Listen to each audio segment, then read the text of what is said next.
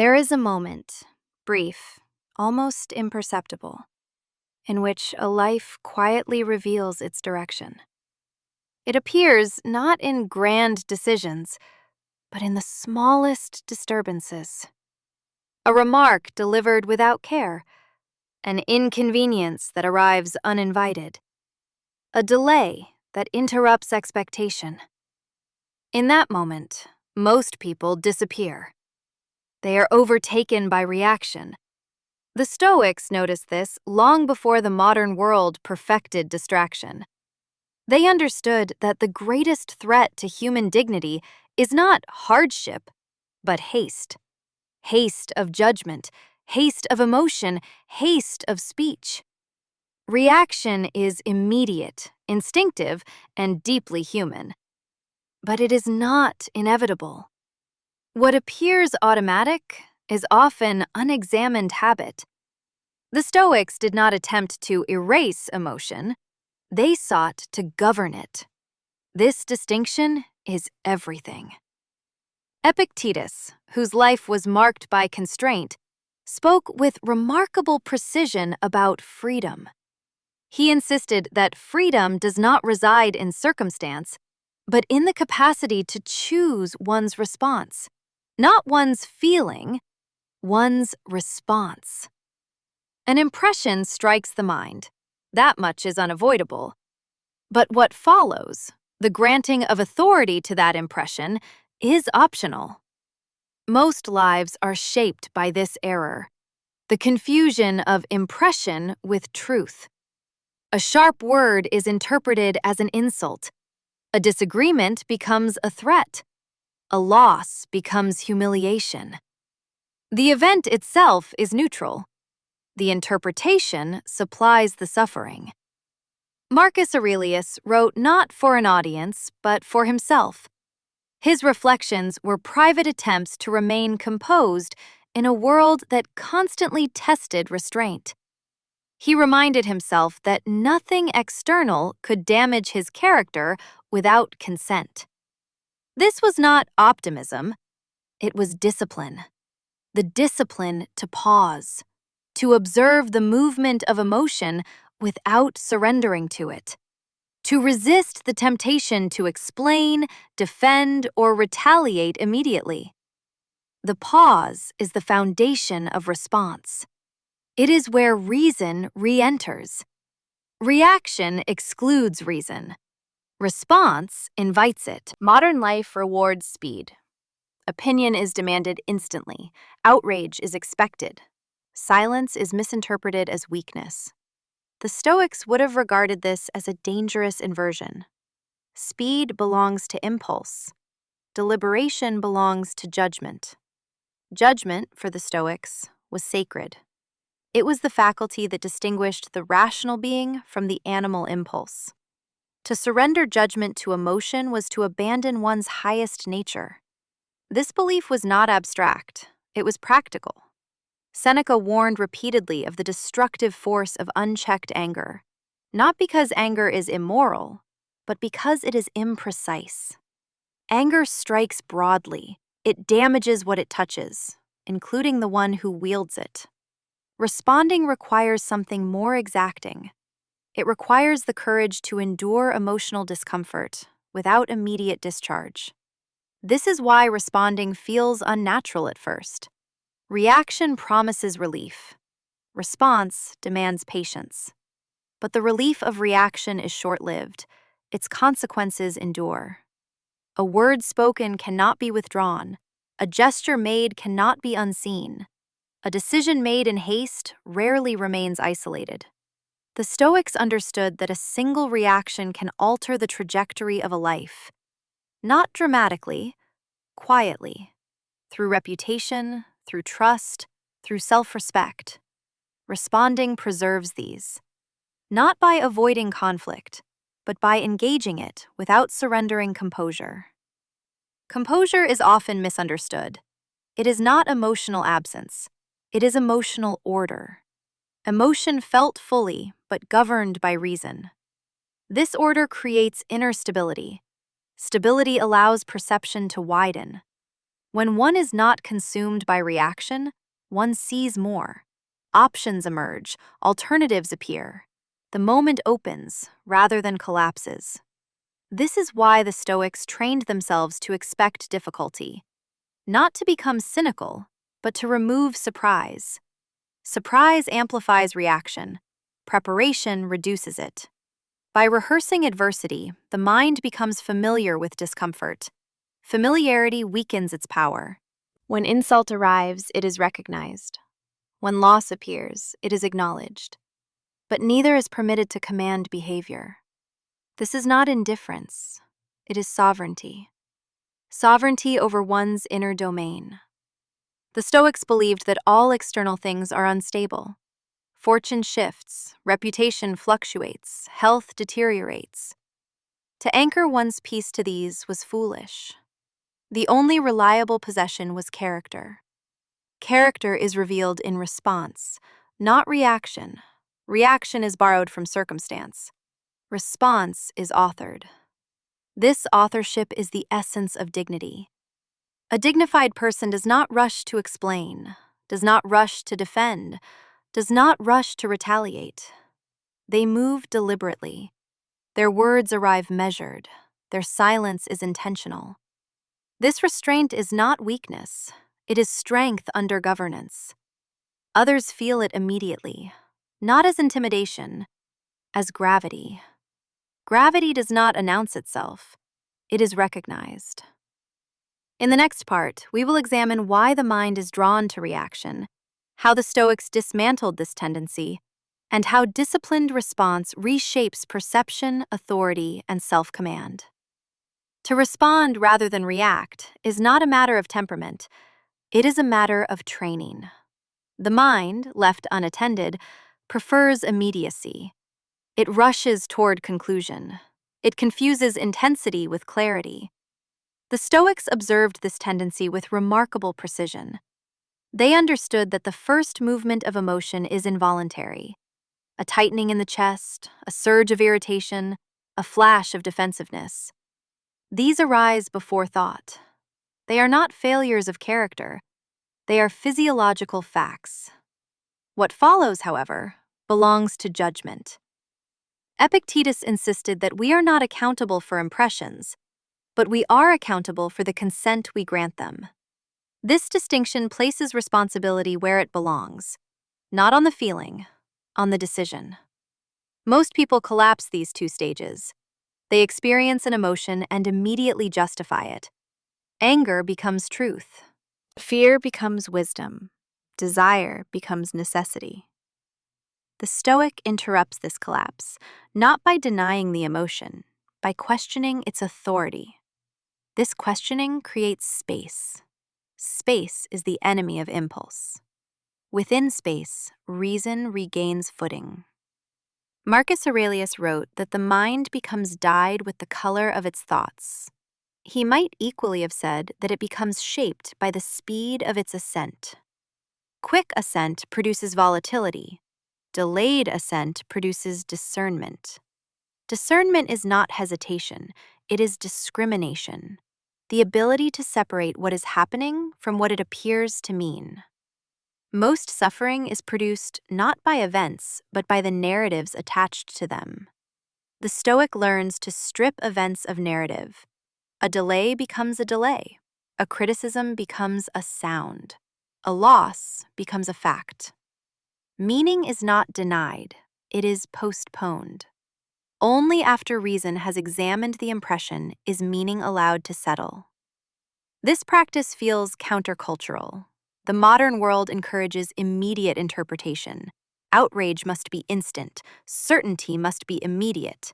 Ambiguity is treated as weakness. The Stoic accepts ambiguity. He does not rush to fill it. This acceptance is often mistaken for passivity. It is nothing of the sort. It is patience sharpened into strategy. Seneca advised delaying response in moments of emotional intensity, not indefinitely, just long enough for passion to cool. He understood that time is an ally of reason. Emotion burns hot but briefly. Reason moves slowly but endures. To respond rather than react is to ally oneself with endurance. This alliance produces a particular kind of strength, not the strength of force, the strength of stability. Stability is deeply unsettling to those governed by impulse. It offers nothing to push against, no escalation, no spectacle. When provocation is met with composure, the provocation loses purpose. This is not manipulation, it is clarity. The Stoic does not seek to control others, he seeks to govern himself. This self-governance requires vigilance. The mind resists discipline. It prefers justification. It prefers expression. It prefers relief. Reaction offers relief. Response offers resolution. Relief is temporary. Resolution reshapes the future. The Stoics understood that habits of reaction accumulate consequences. A life is not undone in one moment. It is eroded. By repeated surrenders to impulse, by countless small abdications of self-command. Conversely, a life of dignity is constructed quietly, through moments of restraint, through decisions not taken, through words withheld. These moments rarely receive recognition. They are internal victories, but their effects are unmistakable. Trust deepens, reputation stabilizes, self-respect strengthens. Responding also alters one's relationship with error. Reaction treats error as personal failure. Response treats it as instruction. This distinction preserves confidence. One can correct without humiliation, learn without self-contempt. The Stoics placed immense value on this capacity.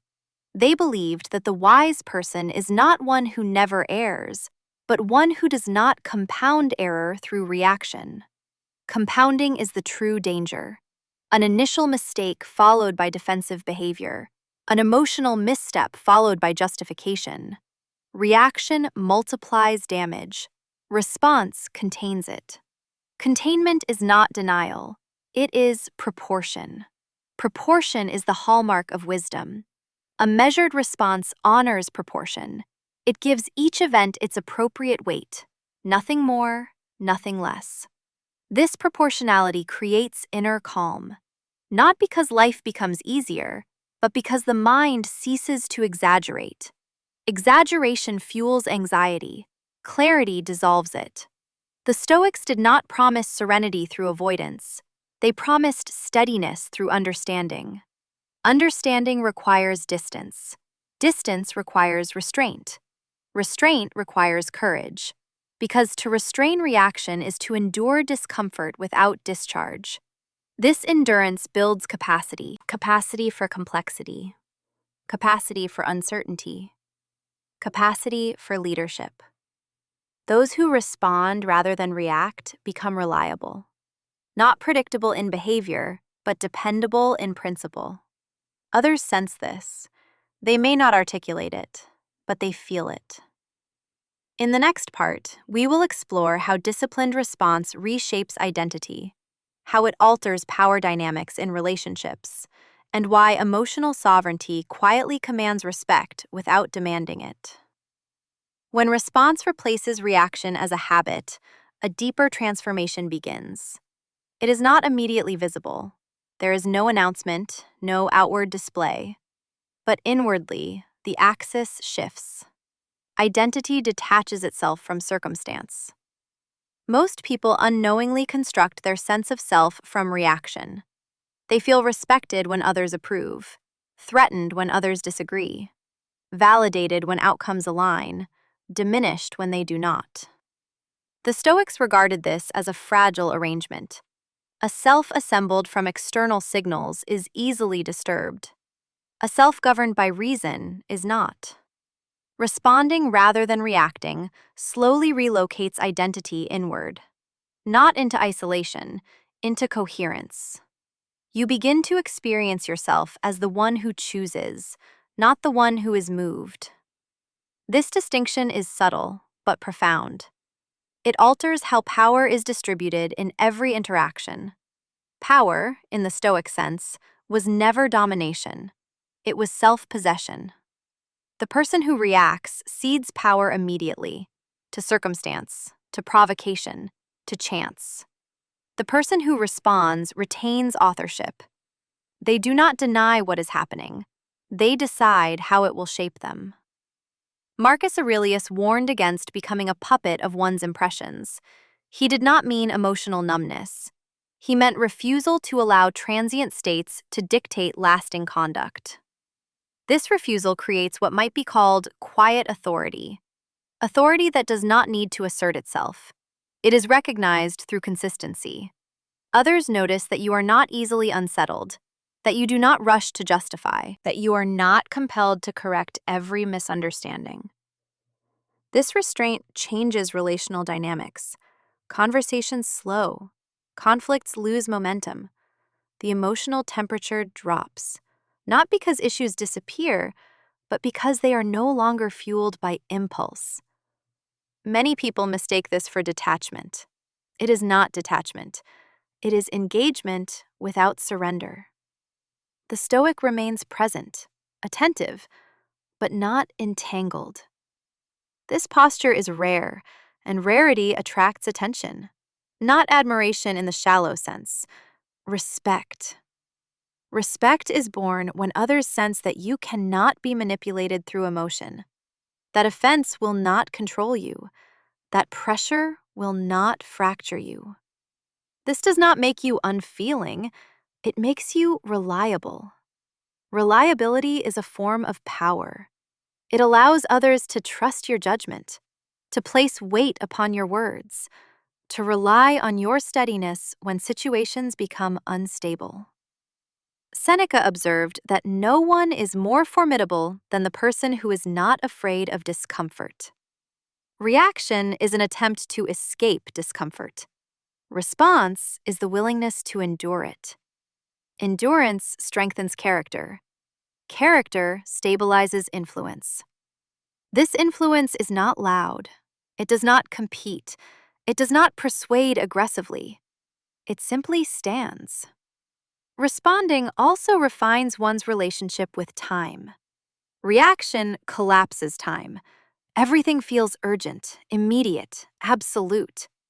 Response restores perspective.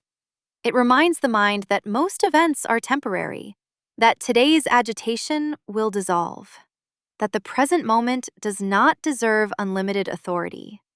This temporal awareness is deeply calming. It prevents catastrophizing. It resists drama. The Stoics repeatedly counseled themselves to zoom out, to view events from above, to imagine their smallness within the vastness of time. This exercise was not meant to diminish meaning. It was meant to restore proportion. Proportion is essential to wisdom. Without it, emotion exaggerates. With it, clarity returns. Responding is an act of proportionality. It assigns each event its appropriate importance, nothing more, nothing less. This practice also reshapes one's inner dialogue. Reaction speaks in absolutes. Always, never, everyone, everything. Response speaks in specifics. This happened. This is unpleasant. This requires thought. The language of response is measured, and language shapes experience. By changing internal language, the Stoic alters emotional intensity. Intensity is replaced by precision. Precision reduces suffering, not by numbing feeling, by clarifying it. Over time, responding becomes less effortful, not because challenges diminish, but because the mind has learned a different default. Impulse loses its urgency. Emotion loses its authority. Reason does not dominate. It presides. This presidency is calm, unhurried, firm. It allows emotion its voice, but not the final word. This balance is the Stoic ideal. Not coldness, not indulgence. Harmony. Harmony between what is felt and what is chosen, between instinct and principle, between moment and meaning. In the final part, we will bring this philosophy to its conclusion: how to live this discipline consistently, how to remain composed in a reactive world, and how responding rather than reacting ultimately becomes a form of inner nobility, a life governed from within rather than shaken from without. At a certain stage, the distinction between responding and reacting no longer feels deliberate. It becomes instinctive, not because instinct has taken control, but because instinct has been educated. The Stoics believed that the highest achievement of philosophy was not knowledge, but character. Character formed through repetition, through countless moments in which one chose restraint over impulse. These moments rarely attract attention. They are private, uncelebrated, yet they shape a life more reliably than any external success. To respond rather than react is to live from principle rather than mood. This is the quiet center of Stoic discipline. Principle does not fluctuate. Mood does. When one is governed by mood, life becomes erratic. When one is governed by principle, life acquires form. Form gives structure to experience. It allows suffering to exist without chaos, loss without collapse, pressure without distortion.